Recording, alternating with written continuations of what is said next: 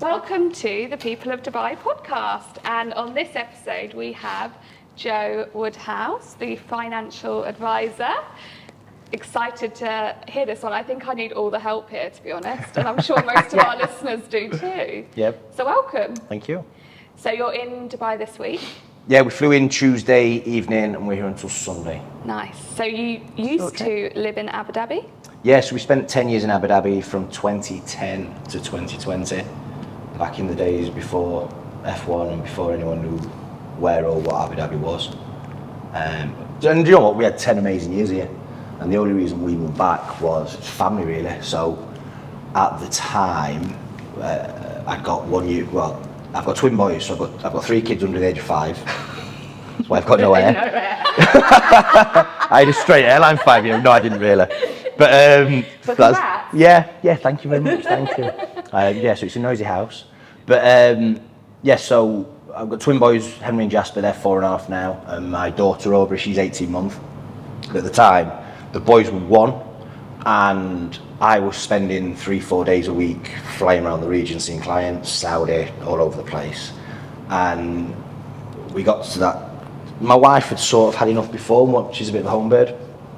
And she said, look, I'm a single parent 4 days a week. I'd rather be a single parent back in the UK where I've got my mum, I've got family, I've got friends around me. Yeah, more support. Can you, instead of flying from Abu Dhabi to Saudi, can you fly from the UK to the Middle East? And I'm like, we can give it a go. So this was summer 2019. So the plan was then to do 2 weeks Middle East, 2 weeks UK, and back and forth. And we were going to try it for 3 months. We were going to go back Laura was going to go back for the summer for 3 months. I was going to go back and forth for 3 months. Yeah. Make sure we could hack it, sort of thing, before we then committed to moving 2 kids, 2 dogs, 2 cats, and a house full of stuff back to the UK, which is not cheap. No, it's giving me anxiety already. Yeah. And then 2 days before we were due to go back for that 3-month summer trip, my mum found out she got terminal cancer. Oh, sorry to hear that. So we then, this sounds really grim, but we then decided at that point, right, we're going to do it, we'll go back, and worst case scenario, when my mum passes away, hopefully which will be as long as possible, if we hate the UK, nothing then stops us coming back. My mum unfortunately passed away 2 years ago, but we love it. We love the UK now. We're settled there. I work mainly from Zoom now in this post-COVID world that we live in, which that were a massive, strangely, a massive benefit for us, because I gave myself 2 years of doing 2 weeks. I didn't enjoy travelling, being away from my family, being away from my wife. No. And I gave myself sort of 2 years to, right, within these 2 years, I'm going to reduce the amount of time travelling from 2 weeks to maybe a few days a month, if that. And I did the first few trips, and it was so stressful. It was horrible. I think when you think of flying with business or, I don't know, with work, everyone thinks it's really good. It's just not, is it? The novelty wears off. Very quick, yeah. When I started doing it, it was great, it was an adventure, but it just got to the stage where it weren't as bad when we lived here, and I was flying 2 hours to Saudi, and I'd go on back then it was Sunday to Thursday, so I'd go on a Monday morning, and I'd be back Thursday afternoon. That weren't as bad. But then going from the UK, and it was more leading up to it. So like 3 days leading up to the flight, because I knew I weren't going to see my wife and kids for 2 weeks. I was just vile. I was horrible to be around. Your wife was probably like, just go. Yeah, pretty much. Get him on that plane. Yeah. Oh, I was horrendous. Yeah. Because I was stressed out. I was just anxious with everything. Didn't want to go. You weren't grounded, like you had living out suitcases. Yeah. And then 3 days after, and then it'd be literally 2 weeks working 20-hour days, seeing as many clients as I possibly could. Excuse me. And then when I got back, I'd be a zombie for 4 days. So the 2 weeks I'd be back in the UK, I may as well have lived on my own for a week, because I was no good to anybody. And I'd been using Zoom for a good year. I knew Zoom inside out, upside down, on its head. for a good year before anyone knew what Zoom was.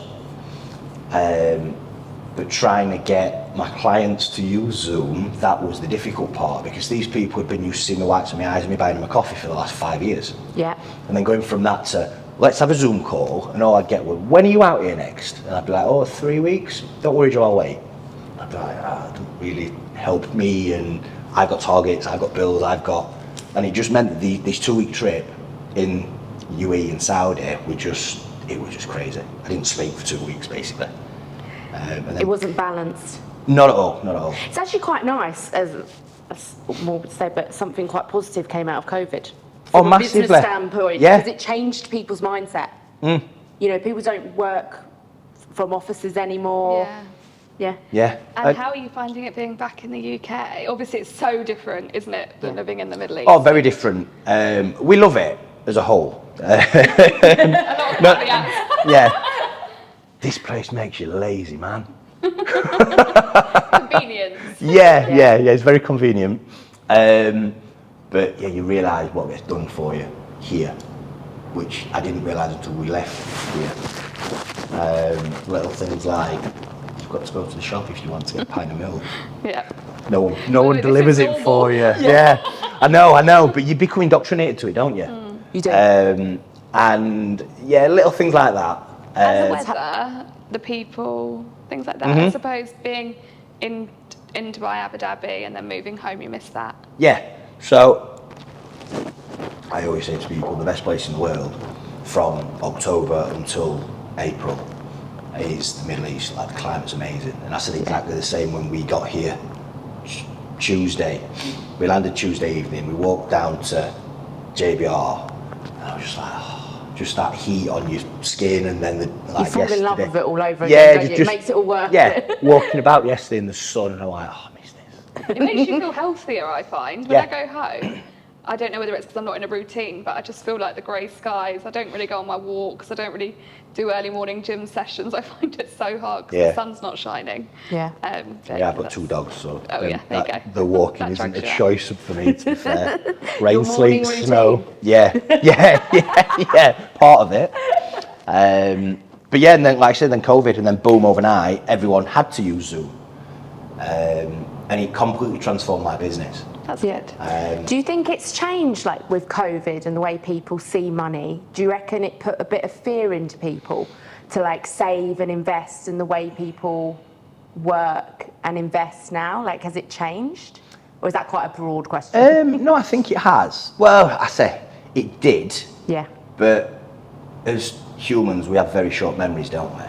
Yeah. So I feel it's already getting to, I mean, people haven't forgot what happened, but I think we push it aside. So during COVID, straight after COVID, yes, I think it was at the forefront of everyone's mind, but then people go on with their lives again, don't they? Yeah, I think you realise how much, if you were still in a job, fortunately, and you were in lockdown, you realise how much money you're saving by not going out and things like that. But I've already forgotten about that money. Yeah. I'm back out. Already spent. Yeah, on holidays. Yeah. I mean, like in the UK, there was more savings per household in the UK through COVID than there's ever been in history. Yeah. But now there's more debt per household than there's ever been in history. But you kind of got in the complete opposite way, because you think when you're in COVID, you're thinking, I can't wait to go on holiday, I can't wait to go to this pub, I can't wait to go to this restaurant. People just went mental. Yeah. Which why in 2021, all the airports were backed up. There were huge delays on flights. They couldn't physically cover the footfall. And same with tradesmen. It took me 9 months to get a decorator in. Yeah. To decorate my living room. Yeah. Just because they were that booked up. There was no materials as well in the UK. Like, you couldn't, like, tradesmen couldn't get the materials to do the work even because there was just not enough coming in. Yeah. It's insane. But going back to like Dubai and moving here and kind of losing your way, because on your Instagram account, I absolutely loved, you spoke about one of the worst things you can do is basically income creeping. Yep. It's basically spending. Yeah. Keeping up with the Joneses, really. That's what it is. Because I read, it's a few years ago now, but 40% of people who come to Dubai leave with less than what they came here with. 60%. Is it 60% now? Yeah. Oh my God, okay. Yeah. So I assume you weren't one of them. No. It To be just feels fair, like- He yeah. left the dog, so he's like, we're not Yeah. tipping him. How much? I'm a Yorkshireman as well. We squeak when we walk. But I mean, look, I fell into that trap myself, and it's very easy to do out here because you're more money than you've ever earned for most people. Yeah. It's tax free. Yeah. And when you ask expats why they moved out here, 9 times out of 10 it's for monetary reasons. Tax free, earn more money, better job prospects, better life, want to create a future for my family, whatever it may be. But then 60% leave in a worse financial position. So there's this disconnect somewhere. And I think a lot of it is the glitz and the glam and the bright city lights of Dubai. It sucks people in. Always someone richer than you. Oh, There's yeah. always, like you say, keeping up with the Joneses, isn't it? Yeah, and I think as well, you live like it's never going to end, and it's just like a party land. Like for the first 2 years I was here, every Saturday or even Sunday it was like going out for brunch. And then I would buy an outfit for that brunch. And I was like, and then I went back and I was like, what am I doing? Yeah. You Like- had good fun though. No, I had good fun, but then now when you look back at it and it's like what I could have spent that money on. Yeah. Like I've gone self-employed this year, Okay. launched my own business. Congratulations. Thank you. But you really respect money when you go self-employed. I always respected money. I never forgot the value of a pound. Like that's how I was raised. And I never was like splurge, never got myself into debt, like on credit cards and stuff like that. But I look back at it and I'm like, oh my God, if I could have even just saved that 500 dirhams, what it could have equated to now, and I could have even put that into my business now. It's like, hindsight, right? If we all had hindsight, we'll be a Whereas millionaire. I'm the opposite. I got myself in so much debt when I first moved here. Really? And I spent years paying off credit cards and loans. And you think you can just... So many people like you dream to can buy just that. go on holiday, you can do everything. And I'd never had a credit card before. I literally was like, this is amazing, it's free money. Yeah. But it's not. Yeah. And I mean, the household I grew up in, I grew up in like typical working class family in Sheffield. My dad's a market trader, so my dad sells second-hand bric-a-brac on Sheffield markets. My dad's a rag and bone man, basically. And my dad's always been very, very good with money. And he's always had a saying that's always stuck with me, is that if you spend £1 more than what you earn, you'll always be skinned. If you spend £1 less than what you earn, you'll always have money. So I was brought up in this environment of, if you can't afford it, you don't buy it. Yeah, But the same. my dad never sort of invested anything. It was all, I'll probably get shot for saying this, but it was all We'll cut under that bit out. under the mattress sort of thing. Like my dad hated banks. Like my dad didn't have a bank account until I was 18. When I started working at a bank, I opened his first bank account for him. Yeah. That was my dad. It was cash is king, proper Yorkshireman, Yeah. flat cap. Like it wouldn't have been out of place with a whippet on a lead. Squeaks when he walks, one of them sort. And it actually did the opposite to me. So I turned 8, even though I was in finance, I turned 18 and just went a bit silly with it because I were earning all this money and I can pay it off. And then when I moved here when I was moved to Abu Dhabi when I was 22. And overnight started earning more money than I could ever imagine. Yeah. Like took to the job really well in financial services, started doing really well, and it was a commission only job, so I didn't get a salary. And so you literally got out exactly what you put in. And I got into this very silly game of, I completely disconnected myself with money. And I stopped looking at things as monetary value. But I've always been a stats man and a numbers man, so I knew exactly how many calls I needed to make to book a meeting in, how many meetings I needed to sit to take a client on, what my average client size was. So I knew all these numbers. So I actually stopped looking at things, expensive things, as that's going to cost X, but that's one more client. Yeah. That's just 2 more clients. So if I just work a bit harder next week, I can make that back. And I was in a fortunate position where my bank account was still growing, but the amount of money I was spending was insane. And I didn't have a care in the world. I was preaching to other people what to do, and I had to save their money, I had to invest their money, but I weren't doing it myself. And it was only when I hit the ground with a bang.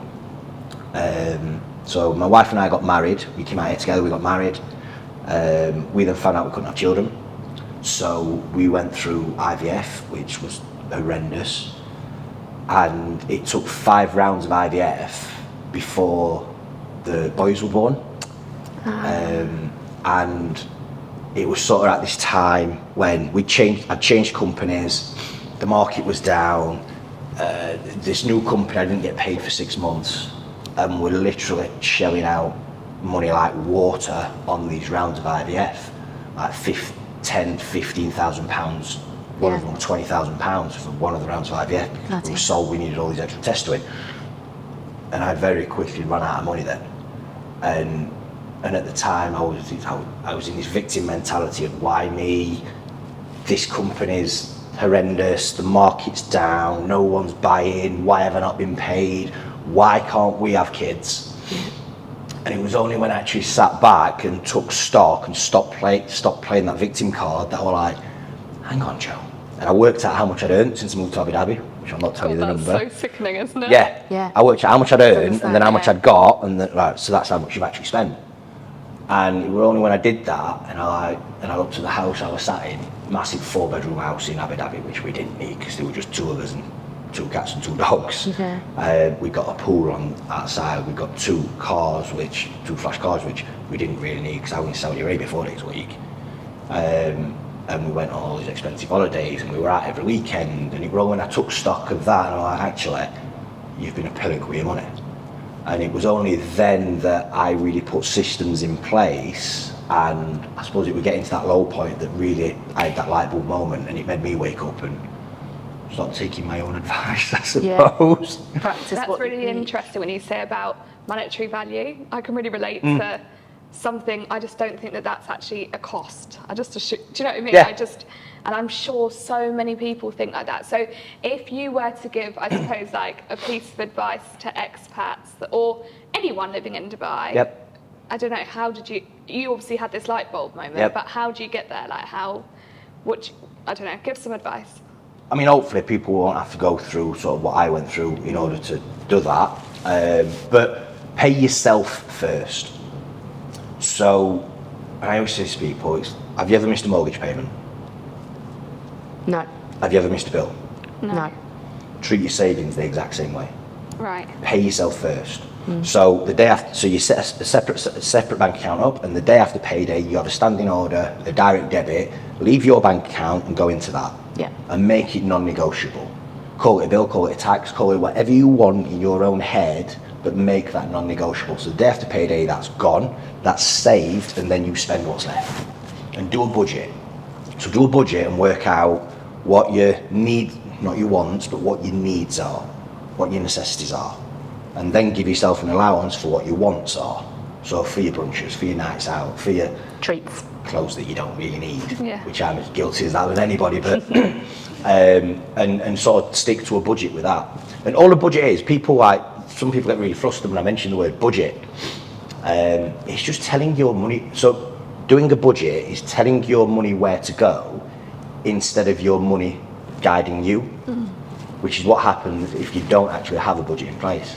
My problem is I'll go to that pot of money that I put forward at the beginning of the month and be like, oh, I can use that. So do you know what I mean? That's also a really difficult one. And with that, I mean, that's your emergency pot. So the first thing anyone needs is 6 months expenses in an emergency pot, in a separate bank account. And that's for if the car breaks down. That's for when you need to renew your car and you realise you've got 5,000 dirhams for speeding fines on it.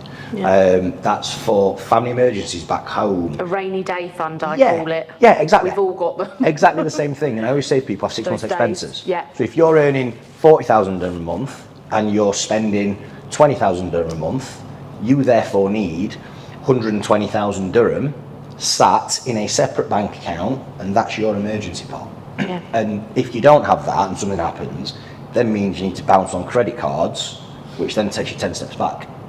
Yeah, it's very good advice. I remember growing up, when I was learning to drive, my parents said, we're going to get you your car as your 18th birthday present, but you need to have 6 months of worth of petrol, the insurance in the bank, everything. And that taught me, the car itself was minute from a cost value to like what you had to put into it. And my mum was like, if it breaks down, you need to, or brand new tyres, like, and it literally took me, no word of lie, it took me like a year to like constantly save just for this car. And I had to prove that I had that money. Yeah. And it's like, it's so true, because when COVID hit, where I lived, it was so sad, but there was a lot of eviction notices, like on doors in apartments. And it was because obviously they bought an apartment here, which was like an amazing for them, an achievement, but they didn't have enough savings to pay the mortgage. Yeah. So they were literally living month by month thinking this will never end, I'll always have a job, and look what that taught us. Yeah, and that's a question that I guess a lot. It's like, Joe, what's the best investment I can make? Yeah. And for me, the best investment you can make initially is clear your debts. So making sure that you're debt free. Okay. Second best investment you can make is protection. So life insurance, if you've got a family, serious illness protection, i.e. if you got died, and this, for obvious reasons we just discussed, this is something I'm really passionate about, that there's a policy you can take out that if you got, and I'll not wish it on anyone, but if you got diagnosed with cancer yesterday, it pays out a lump sum. And a lot of people mistake this with your medical insurance. Your medical insurance will cover the medical treatment, but it won't give you anything else. Yeah. And as we know out here, the sick pay is not the best with a lot of companies. No.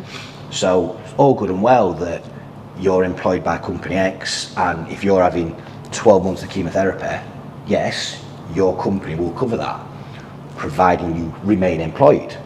But while you're not working and not getting paid, who's going to pay your rent? Yeah. Who's going to pay your kids' school fees? Who's going to pay your car finance? Who's going to pay for your groceries, your electric, your water, your aircon bill, and everything else? So having this policy in place pays you out a lump sum that you can then either, and again, some people might decide, you know what, sod this, don't want to be in Dubai anymore, I want to be back home with my family at this time. So it covers the cost of that. Might pay your mortgage off, might pay for alternative treatment if that's what you want, or it might just be money that you can shove in the bank and live off for the next 12, 18, 24 months until you get yourself back on your feet. So that's second. Third is, as we've already discussed, get an emergency pot up, and you need to do all of that before you even think about investing. Because people try to run before they can walk, but you just need to get those foundations laid first. And investing is such a big question, right? Oh, yeah. It's so hard, it's such a minefield. Yeah. And honestly, because it sounds quite sad, but the generation we're in, we get educated through social media. And honestly, it is so, I follow you, and you are all about keeping it simple, which I love. Yeah. Love, love, love. But I follow other accounts, and, you know, reels come through, and it's like, they say don't invest in property, like, because it's going to, or like, everyone has a different opinion. Yeah, of course. And it's so confusing of like what to listen to and what to, everyone's like, buy gold, buy diamonds. I mean, look, for me, okay, so for me, Stock. so for me, I look at it, so saving, speculating, and investing. So saving is money in your bank. That's your emergency pot, that's your rainy day fund, okay? Yeah. It's never going to earn any interest.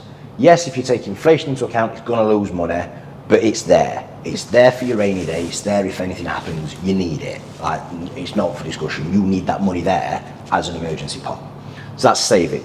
Secondly is speculating, okay? So for me, speculating is buying something what has no inherent value to you today.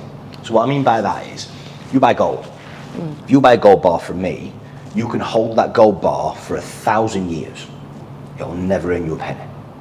Until the day you come to sell it in the hope that someone else will pay you more money than what you paid for it. So Bitcoin is exactly the same. You buy Bitcoin today, okay? That will earn you nothing until the day you come to sell it in the hope that some other fool will pay you more money than what you paid. So you need to sell that thing in its entirety in order to eat. That for me is not investing. For me, what investing is buying something that gives you 2 bites of the cherry. So while you hold it, it pays you an income, and then the day you come to sell it, all being well, it's grown in value, and that's your capital growth as well.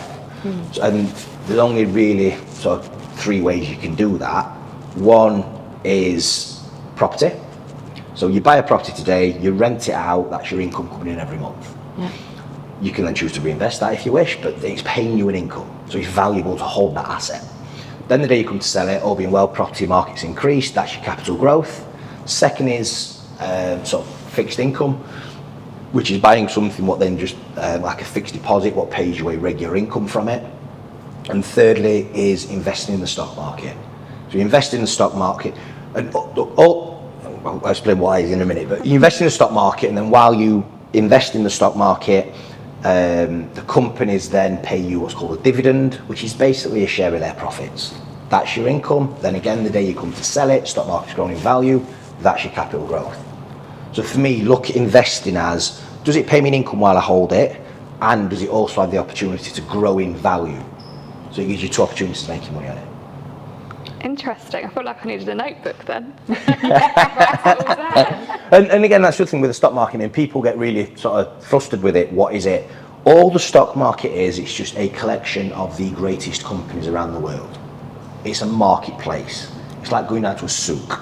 That's all it is. It's just different companies selling different things. And if you look around this room today, there will be thousands of companies, products in here that are on the stock market. You're living in it. Whether you like it or not, you're in it. And when you invest in it, all you are doing, you are buying a very small percentage of all those companies. So you are then sharing in their profits. Interesting. And then what about retirement and people thinking when they retire, or pensions? All a pension is a wrapper or a box, if you like, to put investments in its most simple form. But in terms of retirement, the first thing I say to people is work out, or with any investing to be fair, don't just invest for the sake of it. Because the first time that anything goes wrong, first time you go on holiday, when it's Christmas, or if the markets have a bit of a wobble, you'll pull out and you'll panic and you'll sell. Yeah. You need to have a real goal attached to why you're investing. Which is why if someone says to me, Joe, I've got 100 grand, what can you make in the next 12 months? I'm not the right person for you to speak to. For me, it needs to have a tangible goal attached. Whether that be that, for me, I've got 3 kids under the age of 5, and for me to, this will stand the hairs on the back of your neck up. So for me to send all my 3 kids to university when they're 18, taking inflation into account, if I want to pay their course fee in the UK, the course fees, their rent and their living costs, it's going to cost me almost £650,000. Oh, I can believe that. So they're not going to university? Yeah. They're going to the University of Dad. Yeah. Do they still do YTS schemes? So again, it's knowing that. It's knowing that number and then funneling that back to today. Yeah. Because if I look at that, the kids' uni fees, to send the kids through university, there's 3 ways I can pay for that. One is I can worry about it when they're 18. Because if they went today, I could afford it. But in 13, 17 years' time, could I afford it then? I don't know. Work might not be going as well. I might not want to work then. Yeah. I might not want to work as much then. Stuff happens in life. Exactly. Yeah. So for me, kicking that can down the road is a massive risk. Second thing I can do is, again, worry about it when they're 18 and take a loan out. Like remortgage my house or make them get a student loan. Which for me doesn't make sense because I'm taking this massive bill and I'm making it even more expensive because either me or my kids are then going to be paying interest on it for X, Y, Z years. Well, the third thing you can do is work out how much it is, which we know that number, funnel it back to today and work out what I need to do today, how much I need to invest per month or as a lump sum number now that can then grow and work for me for the next 13, 14, 15, 16, 17 years and get my money working for it, which ultimately, one, it's a lot safer to do so because I can work out exactly, I need to put X amount of pounds a month away in able to do that for the next 15 years. Secondly, it reduces the bill because that's 650 grand then. If I've got my money growing for me for the next 15 years, it ultimately brings down the amount what I need to put towards it because my money's working for me. So first thing is, I go off on all these tangents. So first, Bill, honestly, it's free. It's free advice. But honestly, put a goal to it. So, and if it's your retirement, work out when you want to retire, where you want to retire, what. And again, not a lot of people know this. Especially being in Dubai. I think this is where some people go wrong, is they come to Dubai and they don't have that plan, and then next thing you know, 20 years have gone past and they're like, oh my God, where are we going?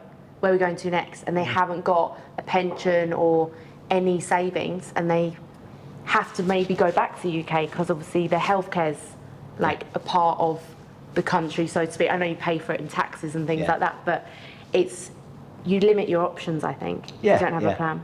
Yeah, and it's like anything, the sooner you start, the better. And it feels so far away to some people that you think, oh, I'll just think about that in the next couple of years, don't you? Think of it this way then. So 20 years sounds a long time, doesn't it? You're going to tell me how many paychecks there? 240 paydays. Yeah, it's disgusting, isn't it? That's it. In 6 months, like that, 234 paydays. 6 months after, just like that, 228 paydays. Oh my God. Yeah. So true. It's amazing how quick that comes out. And it's rent as well. People go, oh, I've rented for 10 years, I could have bought this place by now. It's like, literally, we all have the same conversations. Yeah. It's insane. But sorry, you were going to say, there was a point number 2. I stopped your tangent. I'm lost. You said put a goal. Yes, we should put a goal in place. So, like I said, work out why you're investing. Work out why you're investing, work out why it's important to you, and then work out how much that means you need at X, and then funnel it back down to today. And then not only will you know that, again, if that's important enough to you, when you're going on holiday, you'll not stop that month. You'll not kick the can down the road. At Christmas, you'll still invest that month. And again, make it non-negotiable like we do with savings. And you also know how much you need to put away. Do you know what I mean? If you work out today, you need to invest £1,000 a month to be able to comfortably retire and do what you want in 20 years' time. Yet you, as it stands now, you can only afford £600 a month.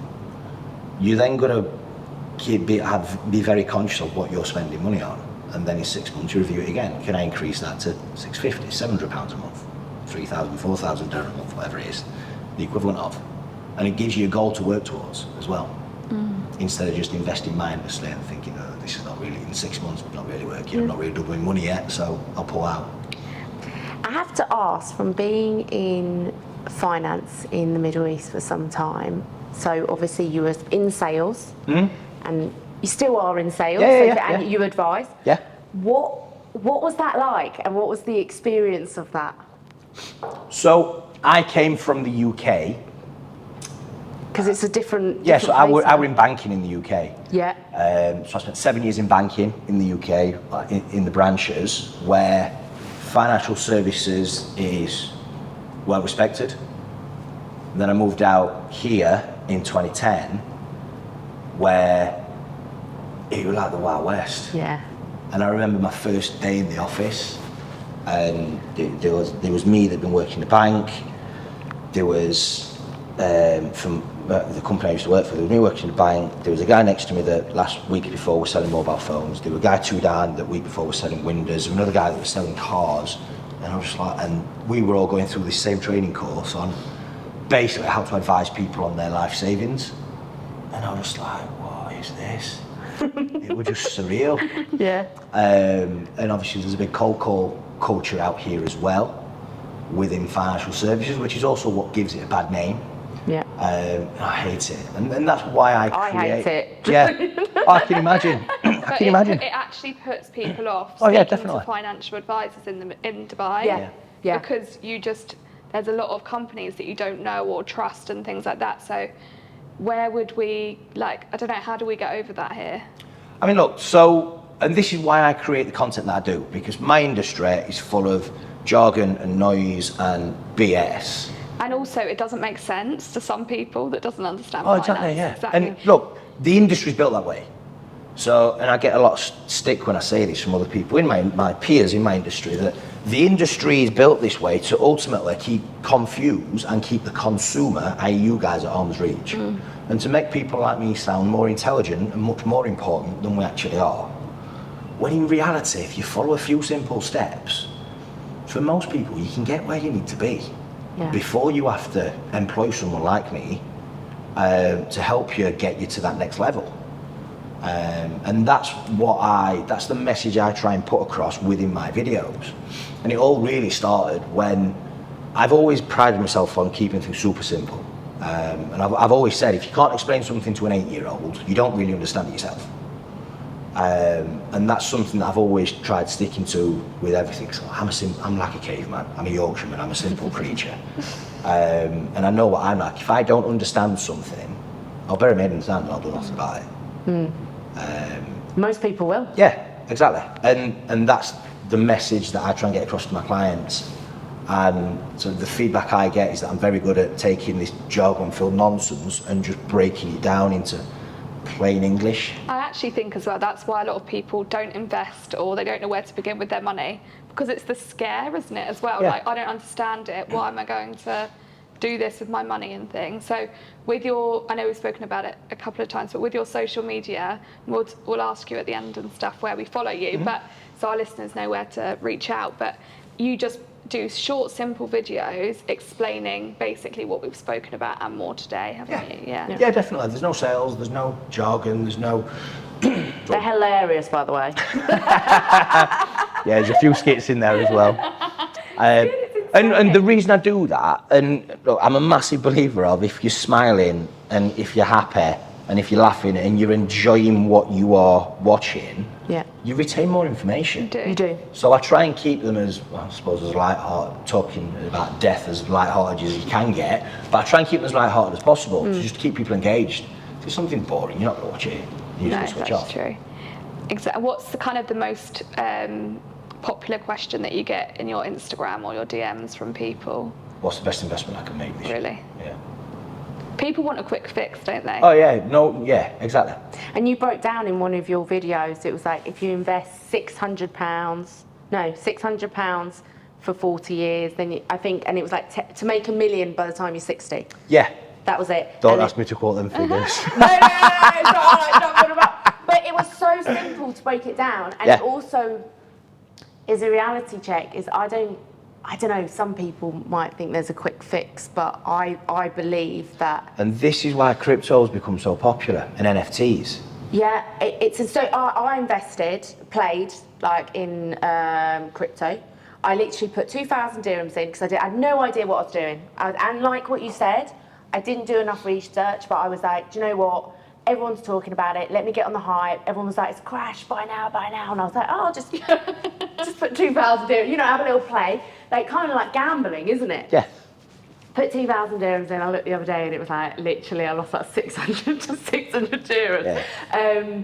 But everyone was on that hype. And I think even the people investing in it, like me, didn't know enough about it. No, they don't. No. Look, no one understands it properly. properly. I get asked to explain it, and I'm like, I don't know what you're saying to me. Yeah. Yeah. All of crypto is, it's actually a currency. Yeah. It's not an investment, it's a currency. And it's that volatile, it bounces up and down, that's how people make or lose money.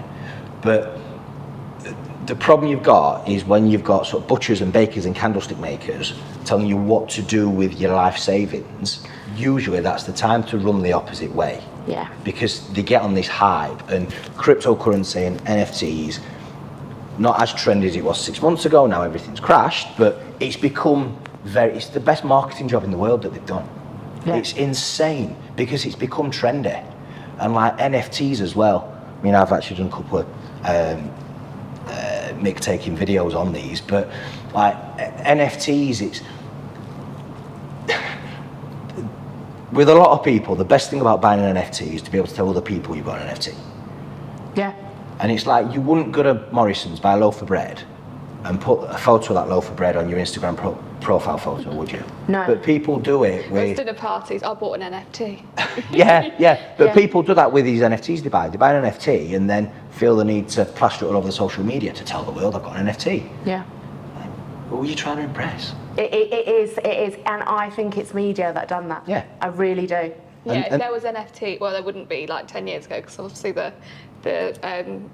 like obviously with the technology and stuff, but people wouldn't have jumped on it as quick. No, I don't know. I still think it's ridiculous, but I'll just keep it. But again, this for me is living proof that no one really understands it. No. Jack Dorsey, the guy who created Twitter, he sold his first tweet as an NFT for $2.9 million US. Oh my goodness. Okay. The guy that bought it was the owner of a $1 billion valued blockchain company. arguably, if anyone can get it right, it's him. He then tried selling that NFT 9 months later and couldn't get $14,000 for it. Now, if that's not living proof that no one really understands it, Yeah. I don't know what is. Yeah. But apart from Dave the plumber down your local pub, he obviously knows best of it. Exactly. Stick to what you know. Yeah. So, Joe, what's kind of up and coming for you? What's down there in the pipeline? I mean, look, at the moment, we're just creating the content. That's where, to be honest, that's where most of my business comes from as well. A lot of people contact me on Instagram on the back of the videos I put out. We've got quite a few sort of talks booked, sort of events, Nice. corporates, companies. Been asked to go to a school, do a talk to the kids there as well. By the way, that is so important. We don't do enough of that at schools, do we? Yes, we touched upon it. I remember reading an article in some states in America, they installed financial education. It was a woman, she passed recently, I've forgotten her name, but she made it like mandatory and basically taught kids the difference between a savings, a current account, how to write a check. And it's mental, like how many people don't know that. Like I was taught from my parents, but like You just don't learn it. yeah, Yeah. you don't get taught the basics. Oh, it's insane. It's insane. Like we have to memorise a periodic table.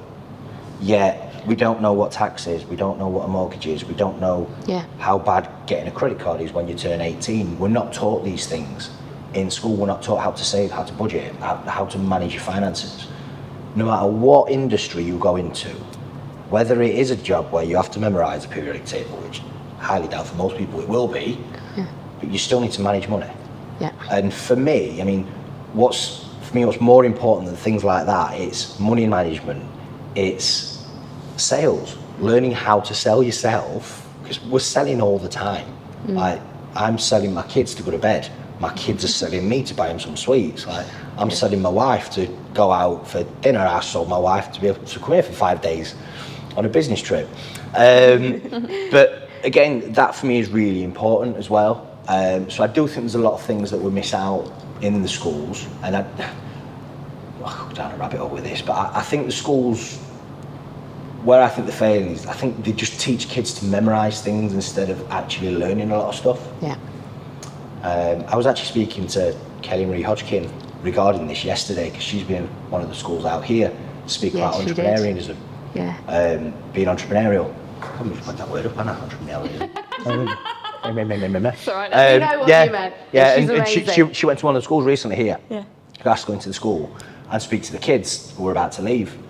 And she said that the first bit of advice she gave them was basically, don't go to university if you don't know what to do.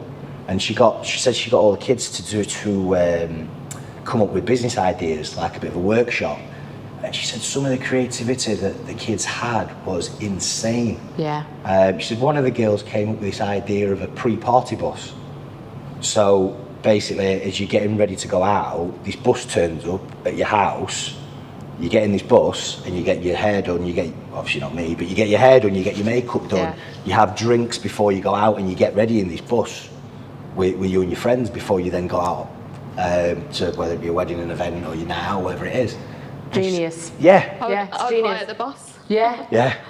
And things like that, but they don't teach that in school. They teach you to tick the boxes, they teach you to... And also it's society, isn't it? I always find at the moment where, like, I went back to the UK recently and so many people are saying to me, okay, you're married now, like, when are you having a child?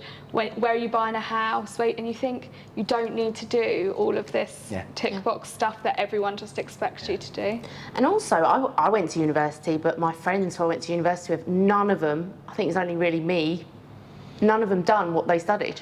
They're literally, one's become a nurse, like, it's so random. Yeah. Like, so they've spent that money paying off that debt, and they had a good time, got a qualification, but they're not actually using it. I had the same thing. So I left school when I was 15. Yeah. Didn't know, well, I only knew what I didn't want to do, which was work on the markets with my dad. I remember being about 13-year-old, and when I was a kid, I wanted to be a boxer, because I used to box growing up from being 10 to 21. Yeah. And my dad said, right, what do you want to do? I'm like, I want to be a boxer. He's like, what's your plan B? I'm like, I don't know, just work on markets with you. You seem to be doing all right. And he goes, the biggest mistake I ever made. Because he said, right, okay. 2 weeks later was the school summer holidays. And he said, right, you're coming on the markets with me for the summer holidays. I'm like, I want to play on my bike. I want to play with my mates. He's like, I'll pay you £9 a day. And I'm like, that's an Xbox for 6 weeks. Yep, I'm up for that. Sold. Yeah, what he didn't tell me though, so we set off every morning 4 a.m. We didn't finish till about 6, so we go to the market nice and early, be on the markets all day, get back from the market, then have to unload his van, load his van back up for the next day. Yeah. So it was literally 14-hour days. At the end of the first day, he paid me my £9 salary in pound coins. I'm like, right, thanks. I turned off. He went, oh, Joe, 1 minute. He said, because you're now working, bear in mind I was 13, because you're now working, you need to pay board. I'm like, what's board? He's housekeeping. He's like, well, what do you think pays for the lights? What do you think pays for your food? What do you think pays for the clothes on your back? I'm like, you do. He's like, give me a third of your wage. I'm like, how much? So I decided to give my dad £3 of the £9 back. Yeah. And I'm walking off. He went, oh, and by the way, how did you get to the market today? I'm like, in your van. Right, I need £2 petrol money. So I give me dad £2 back. The school of dad. Yep. So yes. So I basically came out with £4 a day, and then that was the first day, and then we got to go to work the second day. He's like, "Have you got your money?" I'm like, "What money?" He went, "Your earnings from yesterday." Why do I need that? He's like, "Well, how are you gonna have breakfast and lunch on the market?" So yeah, I got paid £4 a day, and I had to buy myself 2 meals while I was at the market. That Xbox, I don't So think it really. Yeah, so I came out. So is that think again what you want to do? Yeah, I came out with £1 a day. Yeah. And then at the end of the first week, I don't want to come markets anymore, Dad. He's like, tough. And he dragged me there for the entire 6-week holidays. And then at the end of 6 weeks, committed, yeah. What do you want to do when you leave school? I still don't know, but I just know I don't want to work in the market. So it worked. Because he got some very cheap labour those 6 weeks, didn't he? He knew exactly what he was doing. Oh, it was horrendous. But yeah, so I left school not knowing what I wanted to do, but I had it drilled into me. If you don't go to college and university, you either work on the markets with your dad, which I didn't want to do, or you be a bin man, which I didn't want to do. So I went to college, started my A-levels, but at the same time I also got a job on Saturdays working as a cashier in Lloyd's TSB, which is now Lloyd's Bank in the UK, and I just fell in love with it. The cashiering side, I was horrendous at. Every day my till were wrong, because I was always distracted, because this was back in the days when, remember when you used to go into a bank and they'd be like, right, do you want an account upgrade? Do you want a credit card? Do you want to speak to the manager? Well, we can get you a loan of X amount. I was like a dog with a bone. I became obsessed to the point where people would avoid me in the queue because they'd heard me pitching 5 or 6 people before. No, it's all right. I'll wait for Sharon to finish. But I just loved it, and I became obsessed with it. And I remember sat on sort of like the cashier line and speaking to all the cashiers who were all like middle-aged women. And I won't say the names, but she got a degree in this, she got a degree in that. One of them had got a master's, and I've got A-levels in this, and I'm this qualified. And I'm like, and you sat here. Yeah. And then I remember speaking to the top salesperson in the UK at the time, who was at my branch, a guy called Ian Twarwick, who was like rough as a badger's behind, but very, very charismatic. We're from Barnsley. Okay. And I remember speaking to him, and I said, Ian? He's like, yeah. I went, what qualifications have you got? And he just leant back in his chair, and he got a matchstick in his mouth. He usually always have a matchstick in his mouth. And he leant back in his chair, took it out, he went, son, when I was your age, I couldn't spell my own effing name. And I was like, right. And then he reached in his drawer, pulled this piece of paper out and threw it at me. And I opened it up, and it got more zeros on it than I'd ever seen. And it was payslip. And I was like, I want to do this. I said, what should I do? And I sat down, and he says, what? He says, you at college, aren't you? I said, yes, I hate it. He went, go in tomorrow and just quit. Probably not the most responsible advice I've ever got, but I did. Yeah. Went in the next day, quit college, and then started working full-time in the bank. Wow. Amazing. And that's where you really learned your sales technique, would you say? Yeah. I have to ask, going a bit off course now, but obviously you talk about sales and we're in it, everyone does sales and manages in sales. Like, as I said, I've gone self-employed, and I am in sales now, but my partner, we spoke about the sales dark hole, and it's so easy to fall into it. And it's also like a mindset thing. Like, you give advice on your Instagram account, very much like on financial, but like your morning routine and like how to motivate yourself. Obviously, you spoke about getting in a bit of a rut when your wife's going through IVF and why me and things like that. Like, what advice would you give from a motivational standpoint? Because everyone gets in that rut, even like a savings rut, a sales rut. Like, you have good days and bad days. Focus on what you can change. Focus on what you can affect. Okay. So whether that, if we're talking savings, whether that be doing a budget, like working out where your money's actually going, then setting a fixed amount aside every month to save towards that. If it's sales, it's looking at your stats. There's going to be at some point where, through the funnel sort of thing, where things are going wrong. If you know what your numbers are, if you know how many people you need to speak to book a meeting in, how many meetings you need to get a client, how many clients you need to get to for this, you can work out sort of where the missing link is. And you can work out what you need a bit of help on, and reach out to people that can help you. Especially if you're in the region here, a very good friend of mine, Spencer Lodge, is phenomenal when it comes to sort of business, sales, motivation, that sort of stuff. Yeah. So I'd say seek out someone that's doing it and ask them for help. What motivates you? Ooh, what motivates me? It sounds very cliche and cheesy, but I love helping people, which is essentially what my job is. Yeah. And my definition of success has massively changed over since I had kids and since my mum died. Yeah. Before, my definition of success was earning as much money as possible, having as many clients as possible, helping as many people as possible, getting as much money in the bank as possible, getting as much invested as possible. That was my definition of success. Always chasing, never happy.